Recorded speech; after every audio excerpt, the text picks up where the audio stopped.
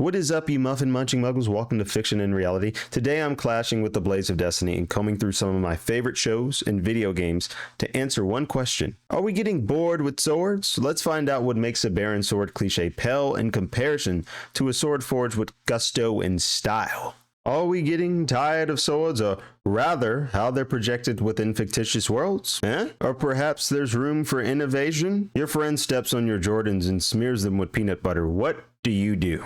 Why I say that's grounds for a duel. And there's nothing like a good old sword battle, clashing and clanking. Clankers. I hate clankers so much. Speed blitzing the ops in a carnival of lightning, carving a vacuum in space with the old Ryu no Hirameki, and watching Killer Bee spinning some beats on the Uchiha's problem child, Sasuke Uchiha, to cash in your debts. Now herein reigns the question, can speed blitzing like Speedy Gonzalez heaving around a big blade bigger than your balls and dual wielding long swords become a bit stale? Is that possible? Is that possible? Let's tackle this one sword style. Now, why I know some of you loyal fan bases out there are just fuming at the mere idea of me critiquing the swords, use sword art online, and fairy trash lights.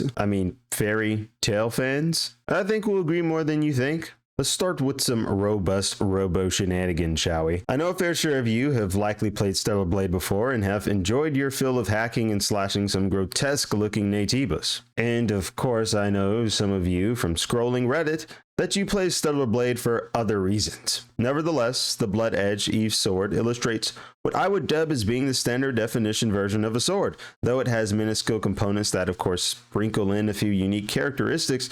Though these traits are not attuned to combat, such as the fact that the sword folds up and becomes their hair clip whenever it isn't in use. In a general sense, the sword itself lacks any transformative component that sort of differentiates it from any other generic hacking and slashing device. While others might disagree, I do think it's vital for a character's sword, or weapon in general for that matter, to have a defining trait that's utilized in combat, something divergent and distinctive that evolves in parallel with its user's personal journey or transformation, and venture to refine mastery of the blade in combat. As humans, we want the feeling of knowing what the hell is going to happen next. It's the tide of anticipation pulling us in and pushing us out. The danger is becoming complacent within the established norm. The hazard becomes neglecting the fact that the blade is an extension of the character themselves and viewing it as just another chunk of metal to swing around. Big blades with dense bows. In the world of swords, one schemata has slowly evolved to become more commonplace over the years. That being the big chungus mega blades that we've seen grow exponentially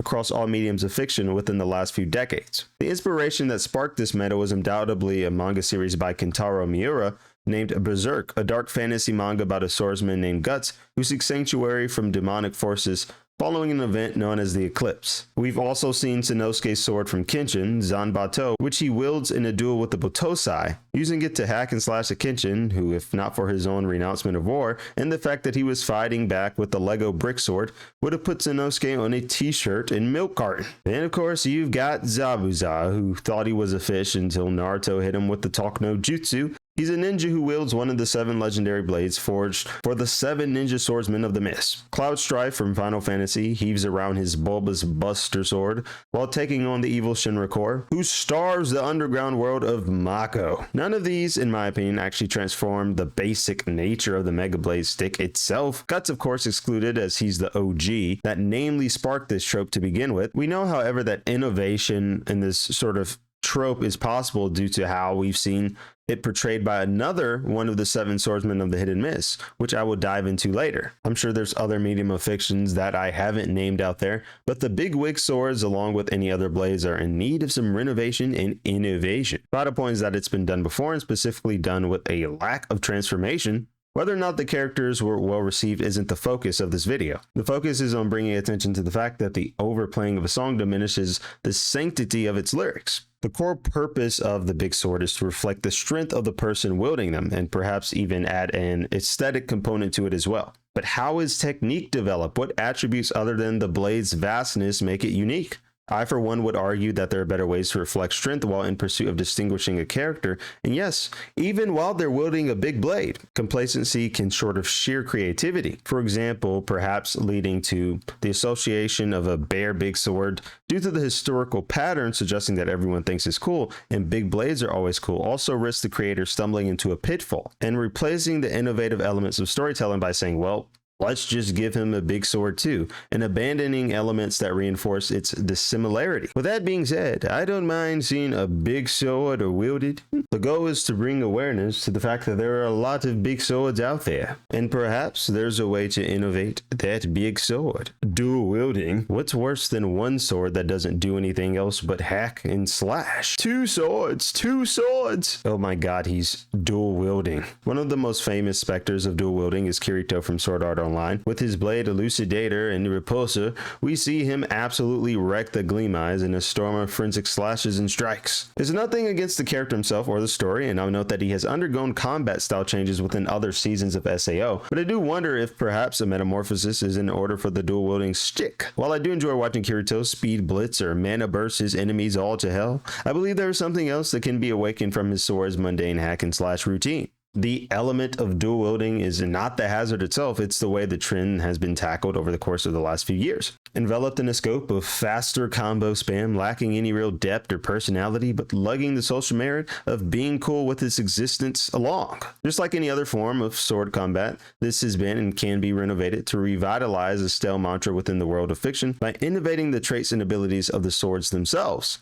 It's important to remember that the sword is a spectacle under the microscope, that is, examining if the social merit behind dual wielding or other combat styles is being used to compensate for a gap in developing technique, style, and a transformative component for the swords themselves, which in turn feed into the growth of the character, as then it requires some degree of mastery, which would separate them from the rest of the other characters mirroring that style. I think that the transformative component or attribute is essential for differentiating what exactly makes that combat style unique from other combat styles. If we were to say replace Kirito's swords, for example, with just two other swords, well, he's still just slashing flashier and slashier. The swords we need. Physical metamorphosis to a metamorphosis? Let's explore what transformative elements of a sword shatter the loop of sword style cliches by examining other characters who have innovated the niche through wielding style, material metamorphosis, physical metamorphosis, and attuning otherworldly attributes to their swords. What do I mean by transforming a sword with physical metamorphosis? I'm talking about a sword that can bend and wind in ways you would never have thought imaginable, or somehow physically alter its physical form when striking out or dishing out a relentless onslaught of slashes. Speaking of bending and winding, how the hell is she doing this? Who's her chiropractor? The best example I can think of is Mitsuri from Demon Slayer, who wields a Nichirin sword that flows like a whip and viciously carves at its enemies in an acrobatic waltz, sometimes even lacing her foes in a serrated bind. There is no doubt that this revitalized take on the basic sword variant paints a fresh new coating over the average sword-bearing archetype, and reinforces why Mitsuri is a fan-favorite character across the realm of fiction. We should think beyond our universe and not grow complacent when invoking or imploding commonplace tropes. Mitsuri illustrates that the one-sword style can become more than a hack and slash device if its compass is altered to mesh with the character itself, as well as by creating a living skill gap between technique and the mastery of its elements. Elemental metamorphosis. Kisame Hoshigake. Shark bait! Ooh-ha-ha! Enough of the shark bait. Shark bait! That Sharkskin sure is a beauty to behold, and a prime example of how the big blade niche can be refined by the transformative element of material or elemental metamorphosis, which essentially adds some pizzazz to the big chungus blades we see being lugged around and heaved about throughout anime, video games, or other sort of fantasy world mediums. Now, by elemental metamorphosis, I'm talking about any elemental or otherworldly mask a sword can don. More than simply a blade that serves as a medium for fire, ice, water, or lightning, a weapon that places limiters on the user or conditions for unlocking its power tends to make for quite the unique specimen, which envelops the symbiotic relationship between Kisame and Sharkskin. For God's sakes, the man's sword is a living creature that survives off devouring living beings' chakra, and the sword itself will only fuse with or find loyalty with the users it deems worthy. That being so, more than serving as a long slab of iron to slash and hack around like we see with other big chungus sword styles, the sentient nature of Sharkskin and its distinctive appearance and attributes enable fusion with its user, which in Kisame's case allows him to undergo a full transformation into a shark. There are infinite ways to shatter the cliche shell of the bare sword. A sentient blade is just one of the many ways to make a sword stick out from the rest. The parasitic essence of Sharkskin redefines the giant blade wielding trope in its own unique way, and hopefully inspires creativity across the realm of fiction and encourages others to push even further past the niche of big blade, big balls. Now, I for one tolerate swords that are imbued with some sort of elemental, crystallizing ice magic, can erupt into flames, or bring clouds of shadows of darkness pluming down. However, when I see that baseline acting as the only sort of transformative factor for the sword that the character is wielding, I always think there's perhaps a core component missing, and definitely other ways to improve that baseline. Let's look at Kratos, right? Big burly angry man go brr. His blades of chaos absolutely wreck shit, if you know what I'm saying. Flamin' on, filet mignon, barbecue, you get the gist. They have narrative essence and deep tie-ins to the character, but just to reaffirm, we are solely talking about the weapon itself. The design of the blades of chaos encompass a chain which Kratos manipulates at will, pulling enemies about and heaving them in sweeping attacks. Yes, they can erupt into flames, but they have a mechanical component, namely the chains, which requires meticulous technique and sets them apart from the baseline dual-wielding forms. More than just wailing his swords around and cleaving and hacking, the blades require sort of an astute technique to maneuver the blades themselves and sculpt distinctive attack patterns that differentiate the blades of chaos from other sword bearing. Moreover, Kratos' blades are forged in the flames of Tartarus and can burn things that the average flame cannot, such as the enemies in Helheim. The design of the blades of chaos sowed a rift through the dual-wielding meta, as they not only bathe in their own sort of sea of flames with their own onslaught, but siphon life energy of Kratos' victims, threading in the quench for mastering the sword art while remaining indestructible, binding Kratos with the curse that promises their presence will endure as long as he lives. Wielding style. Hand on your hilt, you fiend. Once the bandanas are on, there's no looking back. Perhaps we should talk about wielding style and how it can turn an otherwise overplayed hand of cards into something refreshing and transformative that forces others to ask, what else can that sword do? Roronoa Zoro, of course, is the vice captain of the Straw Hat Pirates, who sometimes can't seem to figure out where he's going on his perilous adventures with the crew. Being a swordsman of his own decorative posture of swordsmanship, Zoro wields not one, not two, but 3 blades when fighting against his opponents. And let's not forget Roof Piece, where your boy Zoro had to wake the demon up with his 9-blade style Dead Man's Game.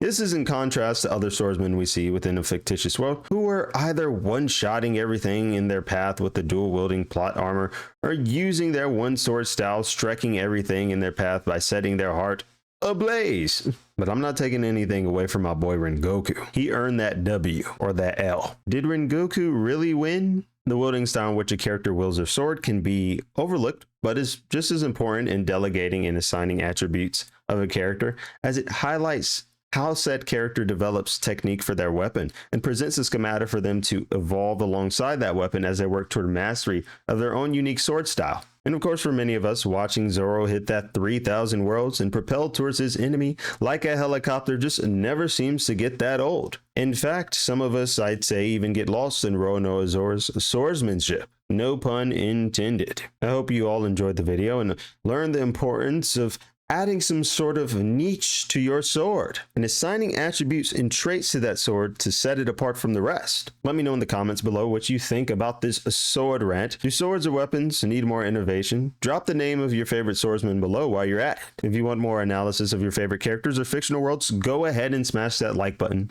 turn on the notification bell, and subscribe for more. This channel is ever evolving and will continue to grow to appeal to the audience at large. Remember that the direction of progress is forward and it's only up from here. I will leave a link to my socials in the description below. And with that, remember, if ever you're lost in the forestry of words, strip your mind from fantasy and look to the window of the world, and there your mind will run free.